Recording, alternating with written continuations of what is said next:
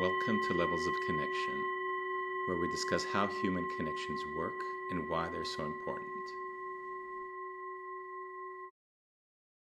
Welcome to Levels of Connection. Today I'm speaking with Bimmy Dhanapala. He's an entrepreneur and he's also the co-founder of Infinity Point. We talk a lot today about building trust, especially in the corporate environment. Also, he reflects on how he connects with himself and how connecting with oneself is the cornerstone of building equilibrium and finding peace. Really interesting. Enjoy.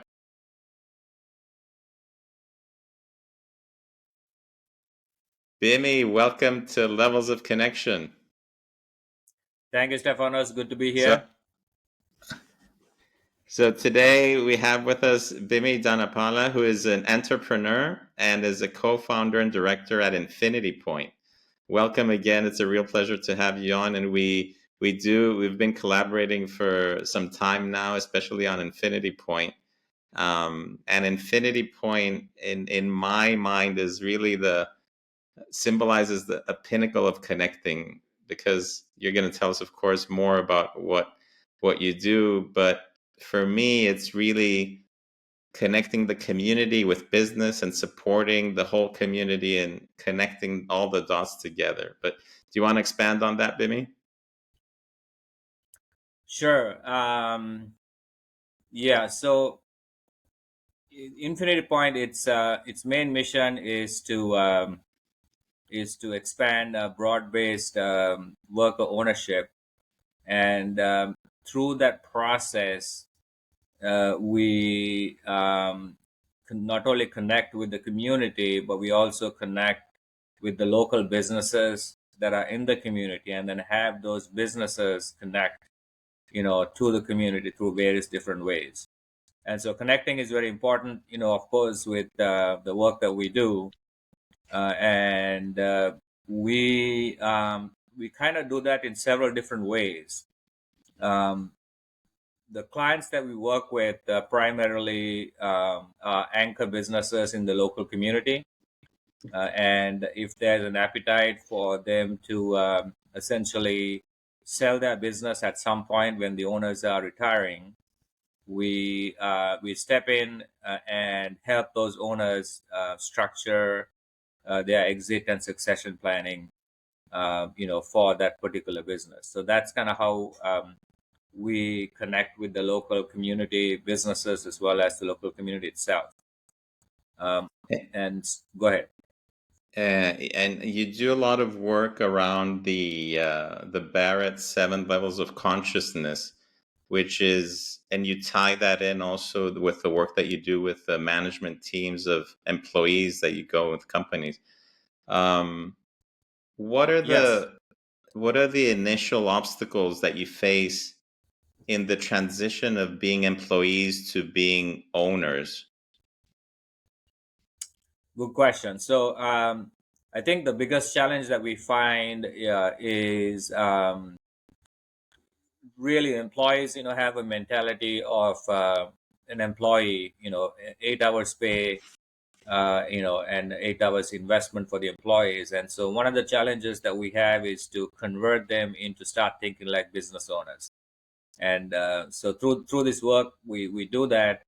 And as you mentioned, the 7 levels, of organization development, or 7 levels of consciousness, based on the Barrett Value Center, measurements. When we go into a company, we evaluate where they are at in the 7 levels of consciousness or leadership, and that gives us a really good insight in terms of the level of engagement that is required to high grade that particular company into ownership thinking.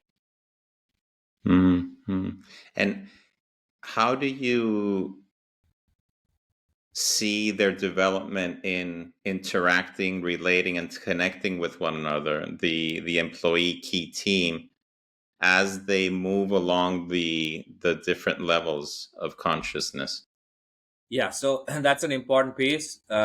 We When we initially go and engage a client, we meet with the leadership team one on one, and we connect immediately in terms of what the objectives are, for the organization, and what is essentially ahead of them. And and that process, we also use a couple of a couple of tools that help us make that connection in a more of a deeper level. And those two tools that we use is the personal values assessment that Barrett Value Center provides. And then we also use a tool called the DISC, DISC, also, which gives additional insight in terms of their personality profile. So Mm-hmm. that's kind of both an IQ measurement as well as an EQ measurement. And so we look at both those aspects, and that gives us a really good understanding of where the leadership team is at in terms of values, and then where they are in terms of what we call the three C's, which are character, capacity, and capability. And how do you facilitate their increased awareness of where they are on this spectrum and how they best connect with one another? Great question. So we invite them, once we get the assessments, we invite them to study the assessments, and there are a couple of pages in the assessment that articulates their personality type. And we find that when we invite them to read that and see if they need to make any changes or whether they agree, in terms of the assessment, we find that usually about 80 to 90% of them, say it's pretty accurate, and so that gives us the tool for them to start looking at the rest of the analysis in terms of their personal development. And so that helps us, start the conversation into connecting with them at a deeper level. So it's not just, you know, um, surface level of communication and connection, but a more deeper dynamic that provides, with these two tools, that helps them, have a high level of engagement and understanding about, themselves as leaders. So that's it. I'm glad you're mentioning that of the different level of connection that you mentioned. They go deeper because if we get into their shoes and their situation, they're used to working at a company for 10, 20 years with a specific owner, typical traditional founder. And now at the end of the, potential retirement of the founder, you facilitate an employee buyout through an ESOP, and suddenly they have to change this way of thinking, mindset. They're also they are looking at their self differently. They're looking at their colleagues differently. They're looking at the people that report to them differently. Talk to us a little bit about that and what what's a typical war story of people that change the way that they communicate with one another and in general in the organization, transitioning from employee to owner. Yeah, so that's an excellent question. So this is really the crux of our work, is to really engage the leadership team and high grade them, as I mentioned earlier, to from employee thinking to ownership thinking. And as I mentioned earlier, the tools that we provide gives them a high level of insight about themselves, Mm-hmm. about themselves as a leader. And then uh, through that, they can see where, what level of a leader they are. So on the seven levels, spectrum, where they stack up. And then the natural question comes, that's great, I'm here, let's say level 3, 4, 5. How do I actually move up, from here? Mm-hmm. And so that conversation, leads us into, here's some of the some of the things that you need to do in your personal development journey. And so it's an invitation.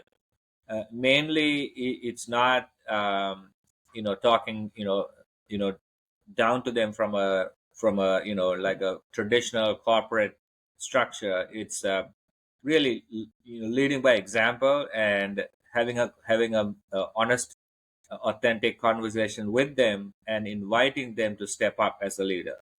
And Do so the they dynamic is quite different. do they typically embrace that? How does it work? If any real life example that you have that you can share with us? Yeah. So, wow. So recently, maybe about 10 years ago, I had a very large company that we converted into an employee-owned company. They had 5 companies, so very fragmented leadership. They didn't speak. Most of the companies were siloed. Mm. None of the leaders were brought together to have any meaningful dialogue about the organization as a whole. And through the employee ownership buyout process, we merged 5 companies under a holding company. And so it naturally led to what we call an executive summit, where we brought in all the leaders from each of these companies together for a 2-day in-depth leadership discussion in terms of the goals, the objectives, the strategies for the new enterprise, as a new employee-owned company. So that was very interesting. A lot of it is built around, and none of these people had worked together, before as a team. And so the way we design these executive summits is to flush out, the weaknesses in the leadership team, and then we also focus on trust building.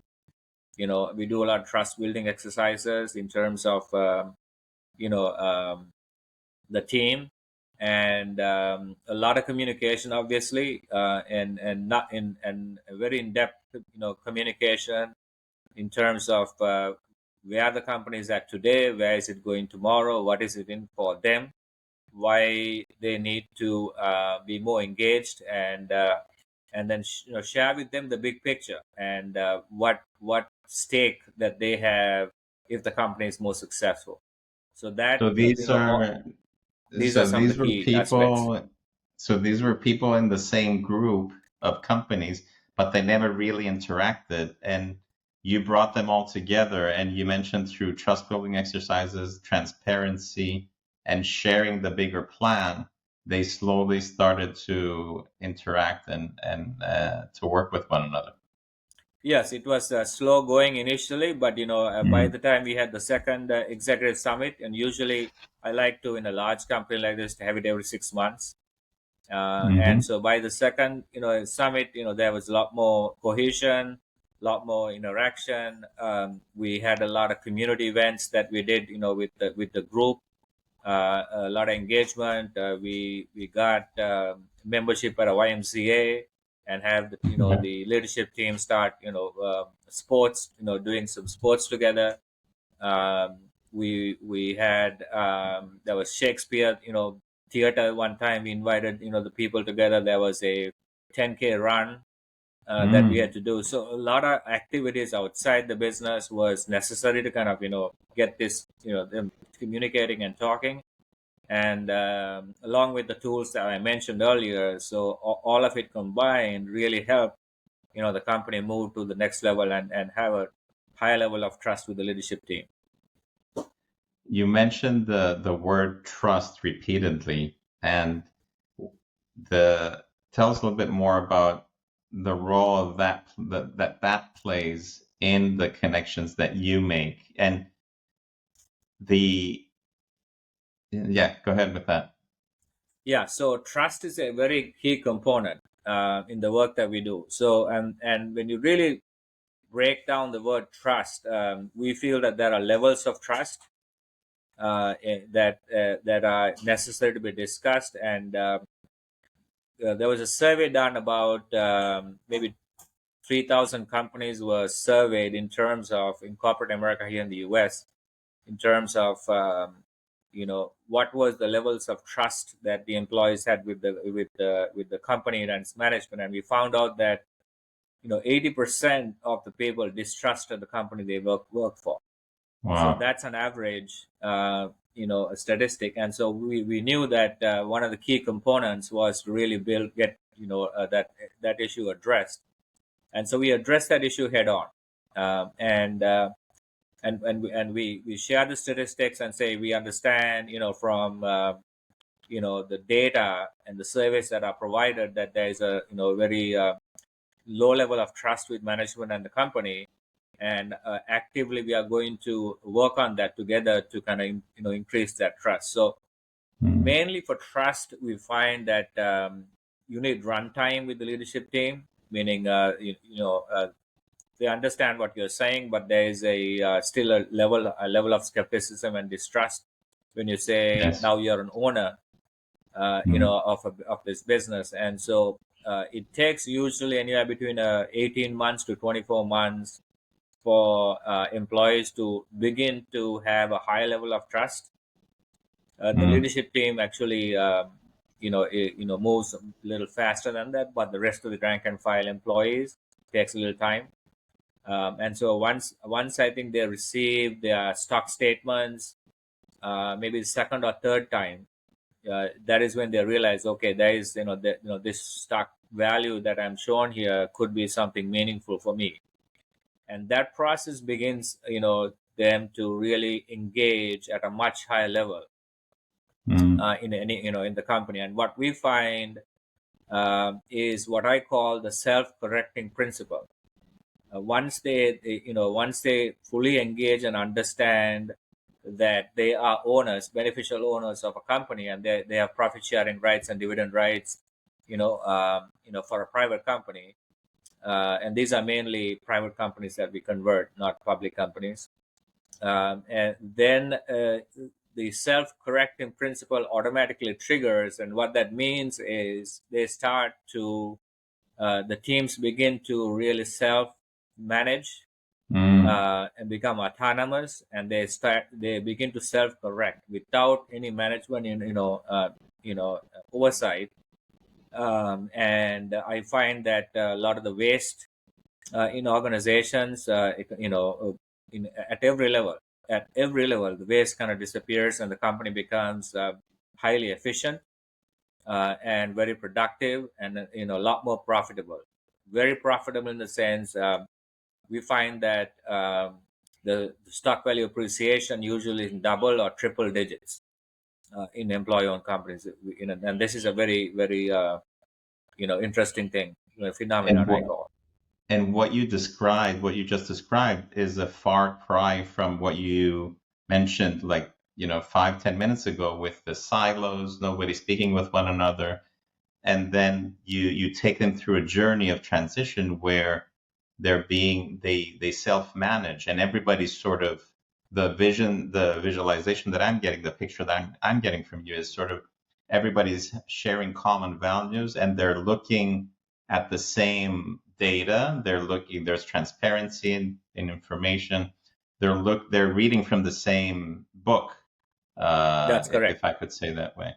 Also, Bimmy, you've been in the U.S. for many, many years. Obviously, you've been a founder, an executive, a consultant, an advisor, a director, an entrepreneur, and you were born and raised in a different country, and then came to the U.S. Talk to us a little bit about the culture and what you bring from one country to the next, and how that merges and completes you as a person, and how you interact and connect with people.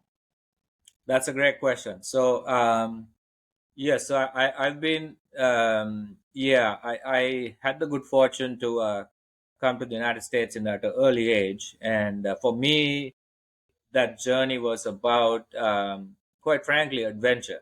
I wanted to you know I wanted to see what the adventure would be like, and I did have the opportunity to go to let's say New Zealand, Australia, UK, Germany, France, and the US. And so I chose, to initially come to Hawaii because I Mhm. thought that was a great, fun place, very similar to Sri Lanka, where I'm originally from.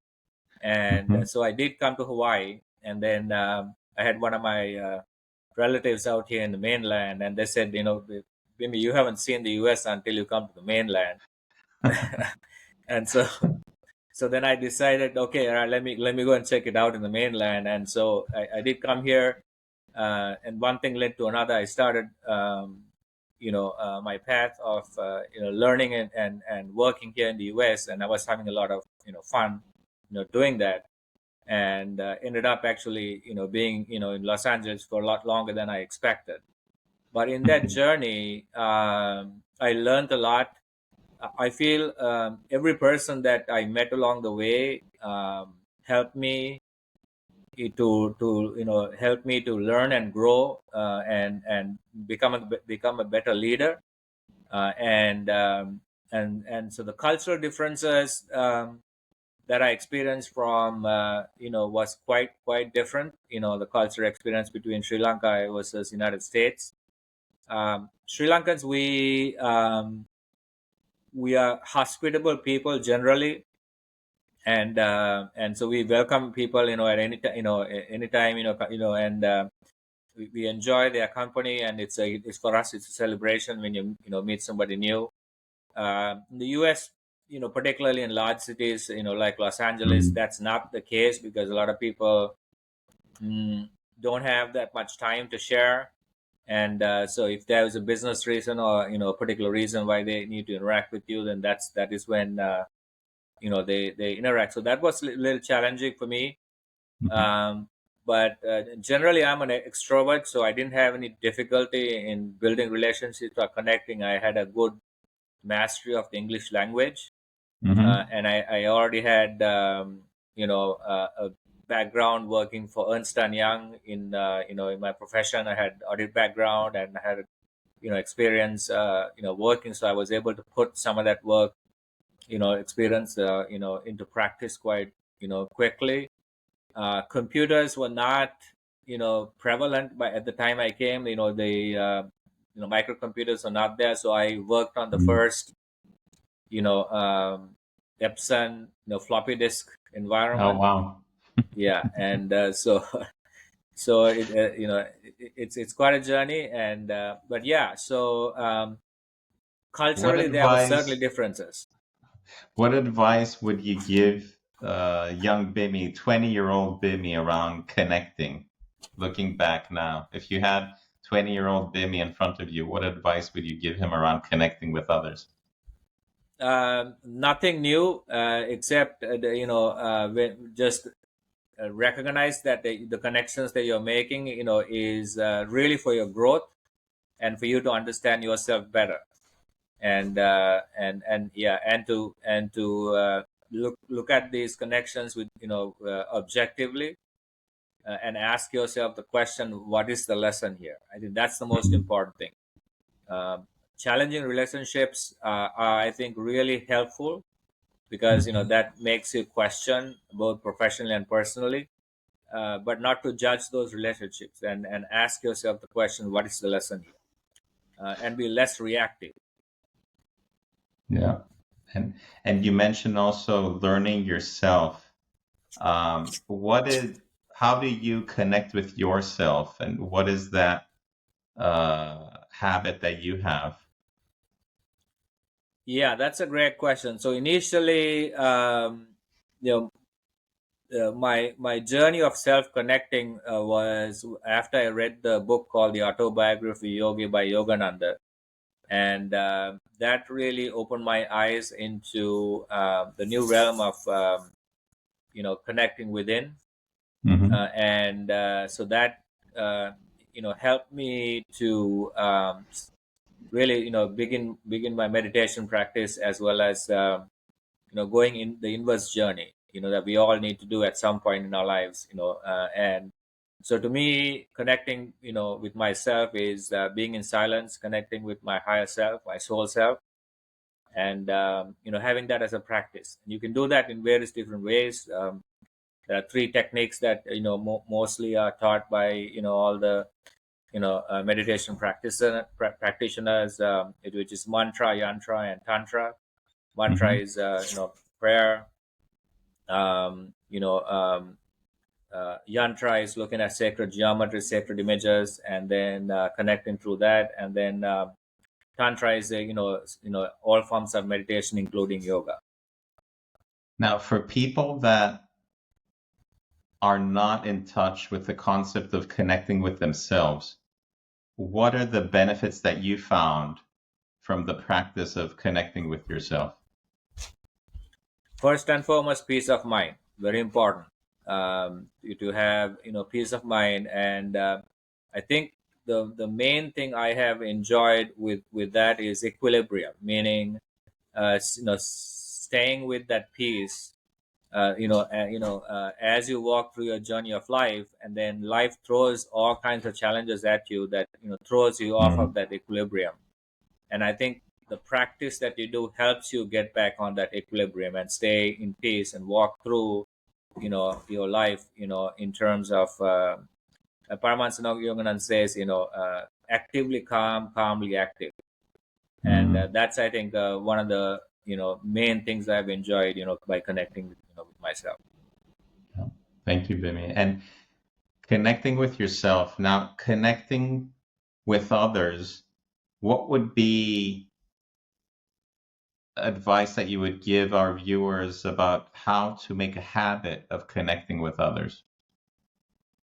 That's a great question. So the first thing I would encourage, if somebody does not does not have a practice, is really to go to Barrett Value Center and study the 7 levels of consciousness, and 7 levels of leadership, and that gives you kind of a framework in terms of the journey ahead of you. So that helps kind of the left brain, the analytical, logical brain, kind of wrap your mind around what that means.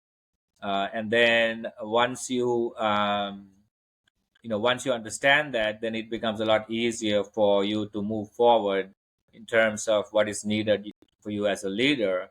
And then you can start incorporating these practices into your life, like yoga, like meditation, Mm, any type of practice that helps you go within and connect with your soul self is, I think, valuable. And then you got to find what works for you, the right practice that works for you. And I think that's kind of the advice that I would give, is to study the 7 levels of leadership consciousness first, and then decide how your journey is going to move forward. And I think typically most everybody, you have guidance, you're given guidance, mhm. and if you ask the questions, be still and know that I am.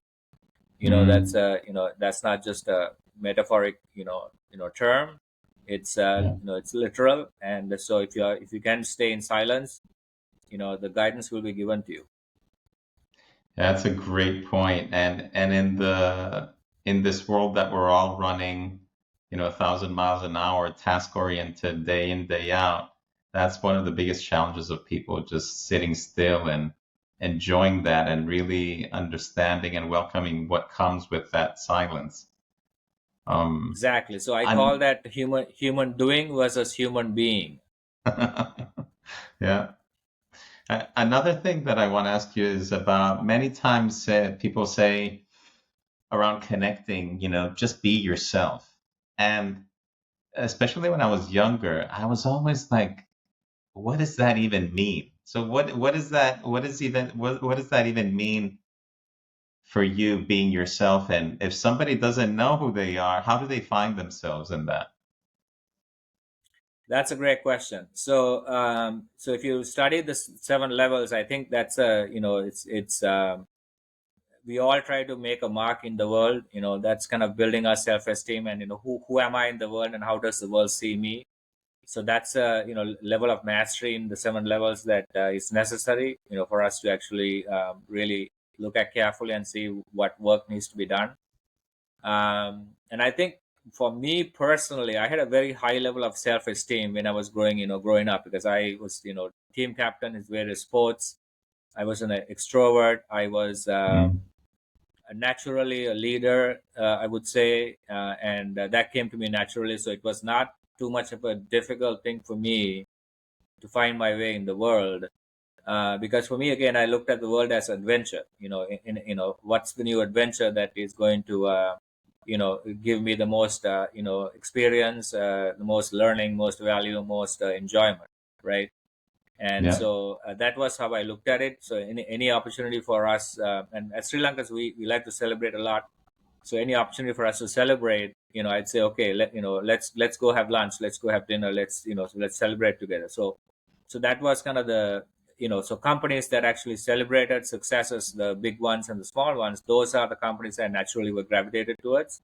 Mm. And so that was kind of my journey. And I think people who haven't mastered self-esteem, it's an area that we actually do a lot of work in particularly in companies that we transform. We help those leaders master the 7 levels, particularly the first 3 levels, and then pretty much once they get to level 4, then the soul self kind of guides them forward. And I love what you said about adventure and about many times people that don't know what this means, just be yourself, is it's about adventure. It's about just trying, just keep trying and interacting with people until you find your own way that you feel most comfortable with. So just keep trying different ways of connecting, of interacting, and keep getting feedback from yourself. How do you feel? How do you feel the interaction with other people? And then you'll slowly, with the trial and error and being open to failure, whatever that means, and being open to adventure, that leads you to a path where at some point you find what best expresses how you want to interact in the world. That's correct. So I call that living in the in your pure potential. So if you can live in that pure potential where you are inspired, consistently inspired in what you're doing, and that's not an easy thing to do, but you can master that. That's the space that you want to be. So that's a high level of EQ, understanding about yourself. And if you can stay in that space of infinite potential, and what we call infinity point, which is name of our organization, Mhm. then you will find that you are in that constant state of wonder, and what is in the next adventure that is going to come in front of you. And so that actually keeps you alive, and keeps you engaged and excited about life, and this adventure that we call the human experience. Bimmy, I've definitely been inspired by our conversation today. I always love interacting with you and exploring new frontiers, if you will. So, and it's besides the pleasure of each other's company. What else did you find useful for you today, if anything, from the chat that we've had? Well, I think it's an important conversation, connecting, because we're all human beings. And so if of course I enjoy your company, for sure, Stefanos, and thank you for actually interviewing me on this subject matter. To me, if anything, anything that I said today inspires another leader, they get to learn about themselves, understand a little bit more about their leadership skills and where they're at, to help them along the journey. That is all I ask. That to me would be a great win with this conversation. I'm sure you have. Bimmy, thank you once again. Thank you very much, and I'll see you soon. Thank you, Stefanos. Oh, Appreciate it. before we Yeah, go ahead. close, there's an open invitation for our next interview on levels of connection for you to be in Cyprus to have it. So more adventure for Okay. you. There you go. I like that already. So looking forward to it. See you soon, Bimmy. All right. Likewise, Stefano. See you soon. All right. Take care. Thank you for watching today's episode, and thank you for your continuous support. Feel free to provide your comments as to what you found useful from today's chat. Thank you.